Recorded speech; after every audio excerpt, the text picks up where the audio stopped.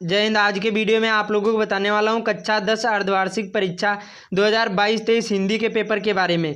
जो लोगों ने पेपर दे दिया वो भी इस वीडियो को पूरा देखना, और जिन लोगों ने पेपर नहीं दिया है हिंदी का वो भी इस वीडियो को पूरा देखना। इसको हल करके बताऊंगा, और जिन लोगों ने पेपर नहीं दिया उनको बताऊंगा, और इसको अच्छी तरीके से याद कर लेना, बहुत ही इंपॉर्टेंट। ये जो आपका पेपर है इसमें आधे प्रश्न आपके बोर्ड एग्जाम में पूछे जाएंगे, तो वीडियो को पूरा देखना और इस वीडियो को ज़्यादा से ज़्यादा शेयर कर देना। देख लीजिए, अर्धवार्षिक परीक्षा 2022-23 का पेपर है और यहाँ पर हिंदी का है, और इसमें 3 घंटा 15 मिनट टाइम होगा, 70 नंबर का पूर्णांक होगा। उसके बाद में ये निर्देश दिए हैं, क्या लिखा है, प्रश्न पत्र 2 खंड में विभाजित है, खंड आ और खंड बा। उसके बाद में खंड आ में 20 अंक के बहुविकल्पी प्रश्न होंगे। उसके बाद में जो खंड बा होगा इसमें 50 नंबर के वर्णनात्मक प्रश्न दिए गए होंगे। उसके बाद में प्रत्येक प्रश्न के सम्मुख निर्धारित अंक अंकित हैं। उसके बाद में जो खंड आ होगा ये बहुविकल्पी प्रश्न है, और ये आपको OMR शीट में भरना है। इस पर हमारे चैनल पर वीडियो पड़ी हुई है, जल्दी ही हमने बनाई है, तो आप लोग विजिट करके देख सकते हैं कि जो OMR शीट है इसको कैसे भरना, कैसे रोल नंबर भरना है, कैसे सभी चीज़ें भरना है। उसके बाद में अभी यहाँ से शुरू होता है। तो पहला क्वेश्चन क्या पूछा गया, हजारी प्रसाद द्विवेदी किस युग के लेखक हैं? शुक्ल युग के हैं, द्विवेदी युग के हैं, आधुनिक युग के हैं, कि यहाँ पर शुक्लोत्तर युग के हैं? तो जो हजारी प्रसाद द्विवेदी हैं ये द्विवेदी युग के लेखक हैं, और जो महावीर प्रसाद द्विवेदी हैं वो भी क्या हैं, द्विवेदी युग के लेखक हैं। तो इसका बी वाला राइट आंसर हो जाएगा। उसके बाद में क्या भूलूं क्या याद करूं किस युग की रचना है? तो ये शुक्लोत्तर युग की रचना है, और ये हरिवंश राय बच्चन की क्या है, ये रचना है। क्या भूलूं क्या याद करूं। उसके बाद में 11 वर्ष का समय कहानी के लेखक कौन से हैं? आचार्य रामचंद्र शुक्ल हैं, कि डॉक्टर राजेंद्र प्रसाद हैं, कि जयप्रकाश भारती हैं, कि जयशंकर प्रसाद हैं? तो इनका राइट आंसर क्या हो जाएगा, जो 11 वर्ष का समय कहानी के लेखक कौन से हैं? आचार्य रामचंद्र शुक्ल। उसके बाद में ये आप लोग नोट कर लीजिए, इनमें से आपके जो बोर्ड एग्जाम में है इसमें से कम 50% आपके क्वेश्चन पूछे ही पूछे जाएंगे, तो इसको अच्छी तरीके से तैयार कर लो आप लोग, बहुत ही इंपॉर्टेंट हैं। उसके बाद में अगला है यहाँ पर, अगला कौन सा है यहाँ पर, ध्रुव स्वामिनी किस विधा की रचना है? जीवनी है, कि नाटक है, कि एकांकी है, कि उपन्यास? जो ध्रुव स्वामिनी है ये क्या है, यह एक नाटक है, और इसकी जो इसके रचनाकार कौन से हैं?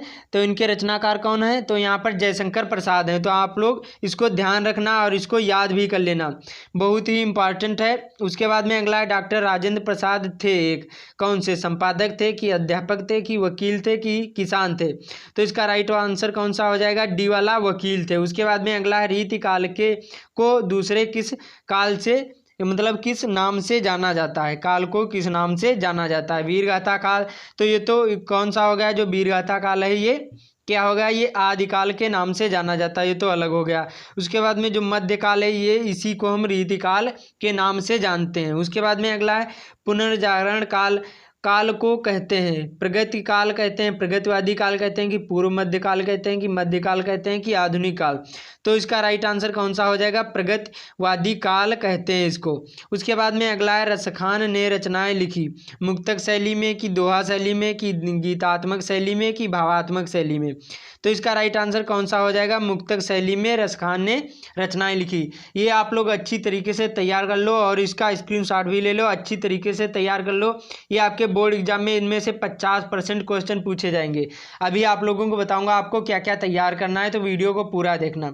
उसके बाद में अगला यहाँ पर, महादेवी वर्मा को भारत सरकार ने सम्मानित किया पद्म श्री से, कि पद्म भूषण से, कि यहाँ पर पद्म विभूषण से, कि भारत रत्न से?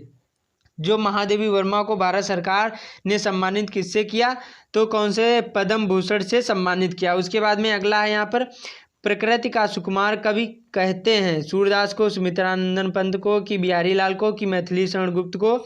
तो आप लोग कमेंट में बताना इसका राइट आंसर कौन सा हो जाएगा, जो प्रकृति के सुकुमार कवि किसे कहा है, मतलब किसको कहा जाता है? तो इसका राइट आंसर कौन सा हो जाएगा, यहाँ पर सुमित्रानंदन पंत को प्रकृति के सुकुमार कवि कहे जाते हैं। उसके बाद में अगला, हे खग मृग हे मधुकर श्रेणी तुम देख सीता मृग नैनी में कौन सा रस है? हास रस है, कि करुण रस, कि श्रृंगार रस, कि वीर रस? तो इसमें देखो शोक प्रकट किया जा रहा है, तो इसमें कौन सा रस है, यहाँ पर करुण रस हो जाएगा। और जिसमें हंसी प्रकट की जा रही हो तो हास्य रस हो जाएगा। आपके क्लास 10th में 2 ही रस हैं, हास्य रस और करुण रस। और आपके जो रस, छंद, अलंकार, उपसर्ग, प्रत्यय, ये सभी 1-1 नंबर के बहुविकल्पी प्रश्न पूछे जाएंगे। उसके बाद में अगला है यहाँ पर, लाल चेहरा है नहीं फिर लाल किसके में कौन सा अलंकार है? लाल चेहरा है नहीं फिर लाल किसके में कौन सा अलंकार है? इसमें अनुप्रास अलंकार की, उपमा की, यमक की, रूपक।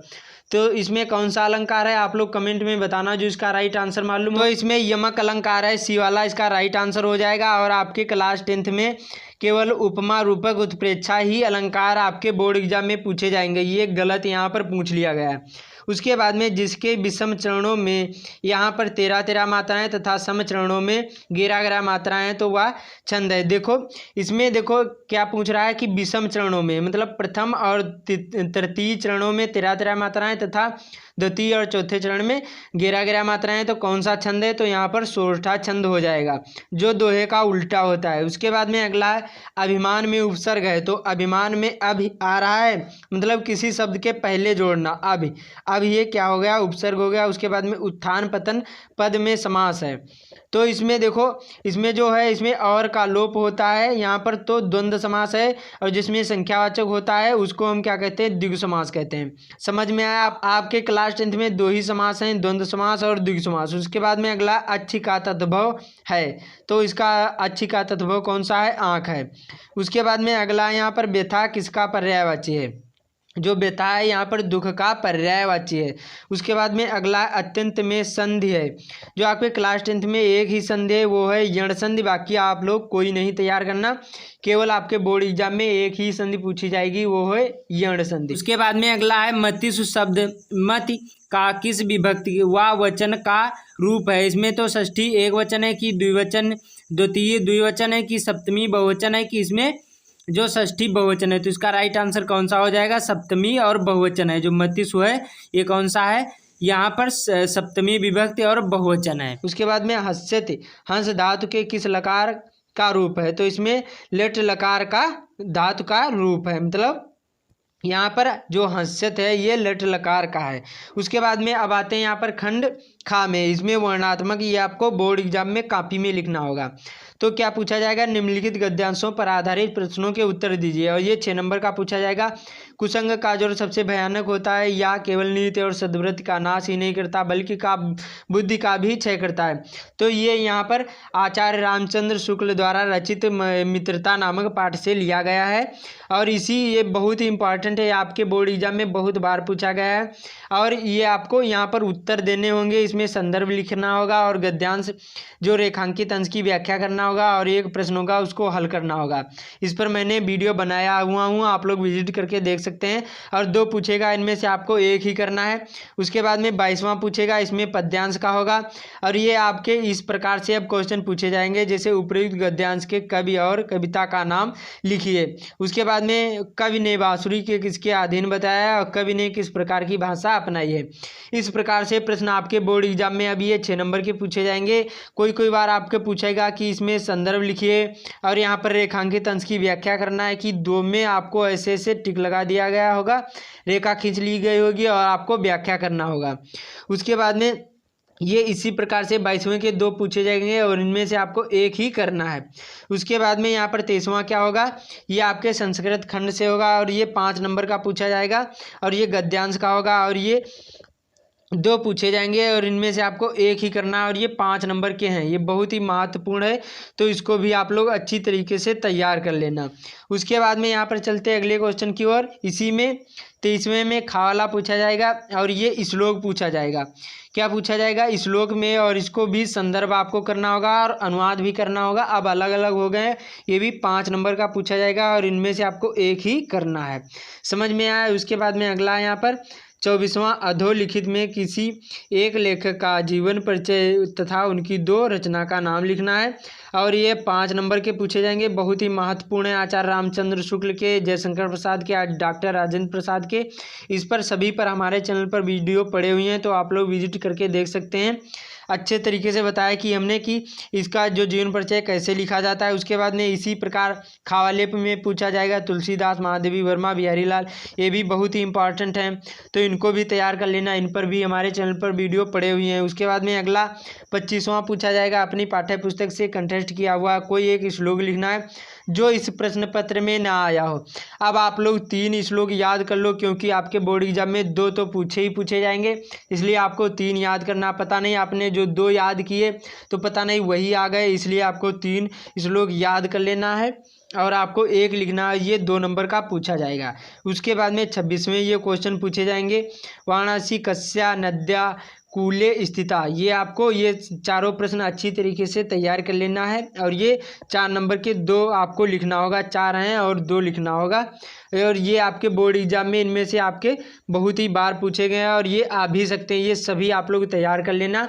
इनमें से आपके 50% बोर्ड एग्जाम में पूछे जाएंगे ये, क्योंकि अर्धवार्षिक है तो आपके बोर्ड एग्जाम में इनमें से कम 50% क्वेश्चन आएंगे ही आएंगे। तो आप लोग इसको अच्छी तरीके से तैयार कर लेना। उसके बाद में स्वपठित खंड काव्य, ये आपके बोर्ड के मतलब आपके जिले वाइज होता है कि किसी के जिले वाइज में जय सुभाष खंड काव्य होता है, तो किसी के मुक्तिदूत होता है, तो किसी के यहाँ पर ज्योति जवाहर होता है। तो अपने अपने जिले वाइज होते हैं, तो आप लोग यहाँ पर लिख लेना। उसके बाद में अगला यहाँ पर 28वां क्वेश्चन क्या पूछा जाएगा, इसमें पूछा जाएगा कि निबंध आपको, और ये 9 नंबर का आप पूछा जाएगा और इनमें से आपको एक के ही निबंध लिखना है। इस पर मैंने बनाया हुआ हूँ पर्यावरण प्रदूषण पर कि निबंध कैसे लिखा जाता, तो आप लोग विजिट करके देख सकते हैं।